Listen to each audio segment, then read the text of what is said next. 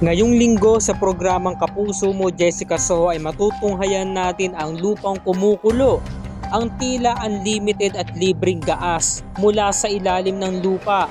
Pinagkakaguluhan sa isang barangay sa Pangasinan. Ayon sa istorya ni Alvin, nagbubutas kami noon ng 7 tubo, 140 feet. Dinagdagan namin ng 1 tubo kasi hindi na kayang ibaon kasi may biglang sumingaw sa gilid. Parang kumukulong tubig na may halo. First time lang namin maka-encounter, siguro po gas yun. At heto naman na sinabi ni Pedro, nung nalaman namin na gas pala yung lumalabas, kumuha ako ng timba. Yung butas tinakluban ko, tapos sa ibabaw nilagyan ko ng hose at kinabit ko sa kalan. Sinindihan ko, sumindi naman.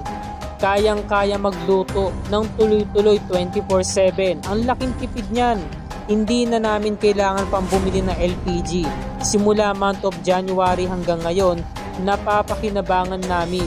Napakaswerte naman talaga ng mga residente dito sa isang barangay mula sa Pangasinan. Sabay-sabay nating puntahan at alamin yan mga kapuso. Kaya pakatutukan yan ngayong linggo ng gabi, dito lamang sa Kapuso Mo Jessica Soho.